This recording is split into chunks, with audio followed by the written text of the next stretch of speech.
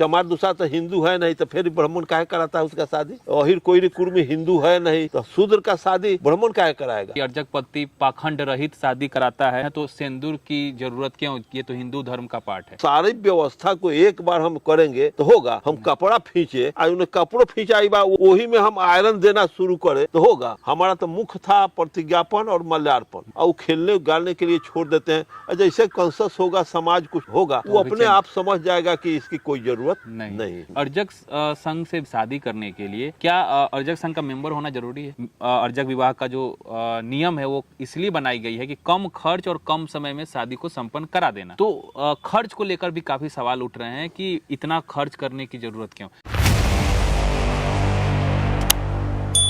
इसके पहले एक और अर्जक विवाह हुआ था तो जो वधू थी वो सिंदूर लगाई थी, तो इसके लिए भी काफी हो हल्ला हुआ कि अर्जक पति पाखंड रहित शादी कराता है, साइंटिफिक तरीके से शादी कराते हैं, तो सिंदूर की जरूरत क्यों? ये तो हिंदू धर्म का पाठ है। क्या कहेंगे? देखिए, परंपरा से जो आ रहा है व्यवस्था, तो महिला सबको कुछ शोभने के लिए गीत गाती है, हंसी मजाक करती है। क्योंकि हम लोग भी उतना मतलब हार्ड नियम बनाएंगे तो महिला भड़क जाएगी जी। महिला को तो एक कट्ठा एक घेरा में बंद करके जीवन भर शादी करके लोग लाया बेटी को जी। अब बेटी को एक कट्ठा के 4 गो 5 गो 6 गो घर में आंगना में उसको जीवन भर उतना ही दूर में उसको रहना है।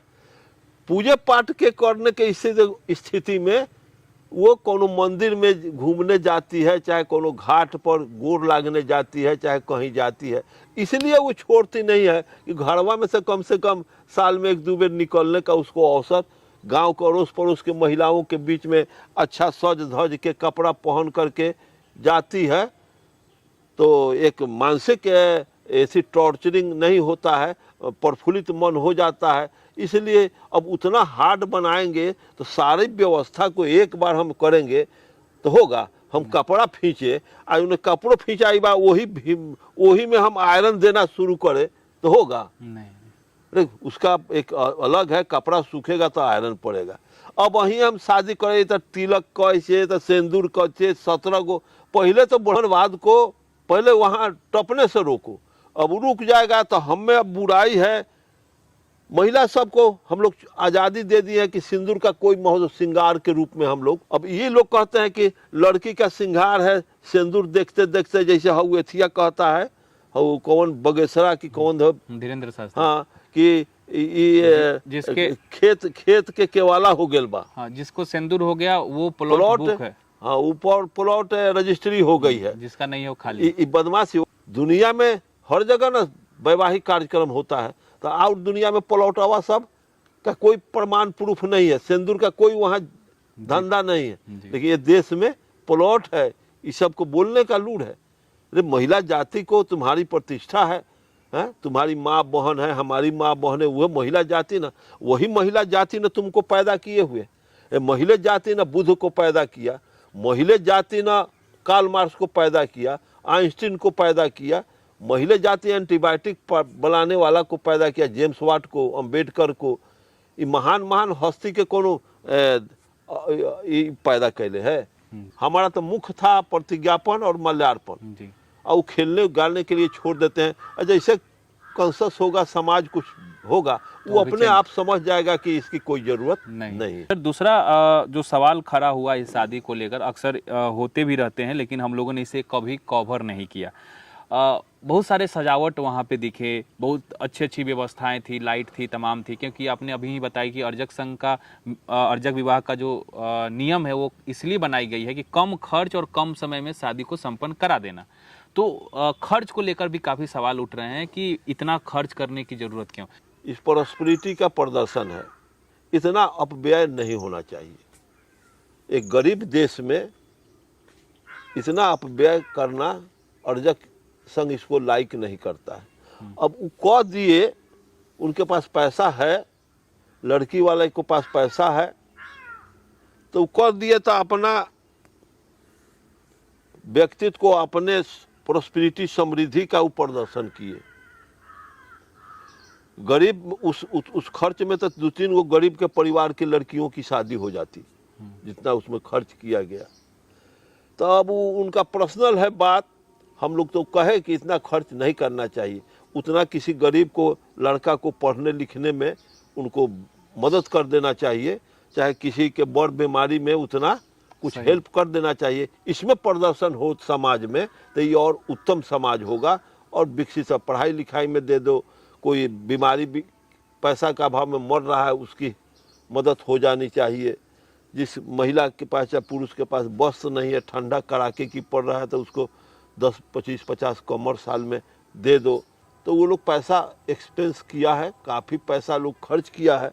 तो हम इस पर कमेंट करेंगे तो पैसा वाले को थोड़ा रहता है कि हम तरीका बेहतर तरीका से करेंगे, हमारा मन प्रफुल्लित हो जाए कि हाँ एगो बेटा रख है, इतना खर्चा कैली है, मन हमर संतुष्ट हो गए, श्रद्धा पूर गेल। जैसे ये जोगी या ये सब RSS वाला न कहता है कि एथी है आस्था है। आस्था कथी होखल है, कैसन होखल है, आस्था का क्या रूप है, आस्था का क्या अस्तित्व है। आस्था एक ढोंग ढकोसला का आस्था करल, मन प्रफुल्लित हो गया, आनंदित मन हो गया। तो कहने का मतलब है, तो हमारे समाज में अर्जक संघ में इसका कोई मान्यता ही नहीं है। अर्जक संघ में दिन में शादी करने का भी हम लोग प्रस्ताव देते हैं, लेकिन लड़की वाला पक्ष मान लिया तो लड़का वाला न माना, वो भड़कने लगेगा कि हमारा लड़की हमारा दूरा पर कर कुटुम आएगा तो शोभेगा, भोज भात करेंगे। अब इस 100 से 200 300 क्यों आता है कि आज से 1500 बरस 200 बरस पहले लड़की को लूट लिया जाता था, समझे ना, लड़की को लूट लिया जाता था, डोली लूट लिया जाता था। इसलिए भाला गारसा फरसा लेकर के बरियात झुंड जाता था आपके शादी में, लड़की को सुरक्षित घर पर। ये सब बहुत सी व्यवस्था है। आज वैसी बात नहीं है, आज किसी के लड़का लड़की को कोई रास्ता में लूट नहीं लगा। सर दूसरा सवाल ये है कि अर्जक संघ से शादी करने के लिए क्या अर्जक संघ का मेंबर होना जरूरी है? मेंबर हो जाए तो और अच्छी बात है, विषय को समझ जाएगा कि हम कुछ कर रहे हैं, हम अर्जक संघ के हैं, तो इस व्यवस्था को मजबूती से पकड़ेगा। अगर कोई अर्जक संघ के सदस्य न है, वो कहेगा कि ना हम अर्जक संघ से कराएंगे, सदस्य न है तो हम करा देंगे। हाँ, वो छूट है। कौन हिंदू, चमार दूसरा तो हिंदू है नहीं, तो फिर ब्राह्मण काहे कराता है उसका शादी? अहिर कोई कुर्मी हिंदू है नहीं, तो शूद्र का शादी ब्राह्मण काहे कराएगा? हाँ, इस पे सवाल भी उठा है सर, आपने अच्छा किया कि उसका चर्चा कर दिया। वो लोग कह रहे थे कि सुखित यादव बौद्ध हैं, तो बौद्ध हो गए तो यादव क्यों लिख रहे हैं? एक बात न है जी, मैं क्लियर कर दिया।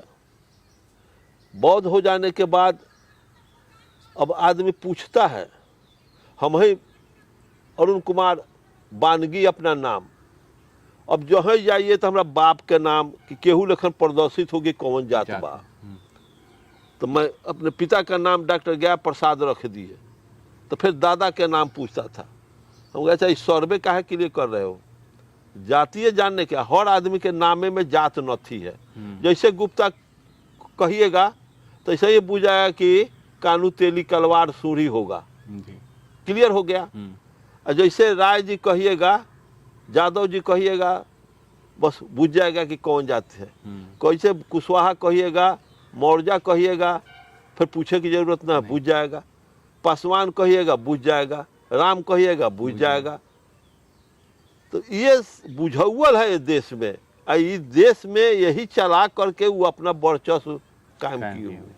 अच्छा, तो आपने कहा कि अर्जक संघ से शादी करने के लिए जरूरी नहीं है कि मेंबर, अगर मेंबर हो तो अच्छी बात है, न हो मेंबर तो आप शादी करा सकते हैं। हाँ। और इसके लिए जरूरी भी नहीं है कि एक खास व्यक्ति जाएगा तो ही शादी हो सकता है, कोई भी करा सकता है। हाँ, कोई करा सकता है। तो साथियों, माननीय अरुण कुमार गुप्ता जी ने बिल्कुल विस्तार से हम सभी को बताया कि अर्जक वैवाहिक कार्यक्रम कराने के लिए क्या करना चाहिए, क्या शर्त है, किस प्रकार से हमें कम खर्च और कम संसाधनों में हमें अर्जक विवाह करना चाहिए।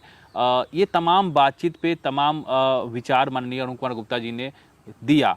यहाँ तक इन्होंने बताया कि जिस अभी जो पिछले 26 तारीख को जो शादी हुई, उस शादी में जो विवाद लड़के को तिलक लगाने को लेकर हो रहा है, उसका भी माननीय अरुण कुमार गुप्ता जी ने शानदार तरीके से अपना विचार रखा है। उम्मीद करता हूँ ये वीडियो आपको काफ़ी अच्छा लगा होगा। वीडियो अच्छा लगे तो लोगों में शेयर करिए, और जो विवाद फैला है इस शादी को लेकर, ये वीडियो जिनके मन में तमाम विचार उभर रहे होंगे कि हाँ, अगर अर्जक विवाह वाकई में वैज्ञानिक दृष्टिकोण को देखते हुए बनाई गई है, बिल्कुल पाखंड रहित अर्जक विवाह शादी होता है, तो इस प्रकार का पाखंड क्यों, उनको ये चीज़ समझने में ये वीडियो काफ़ी हेल्प करेगी। तमाम बातचीत पे आपकी क्या प्रतिक्रिया होगी कमेंट में हमें जरूर दीजिएगा। मिलते हैं अगले वीडियो में, तब तक आप अपने परिवार का ख्याल रखें। जय अर्जक।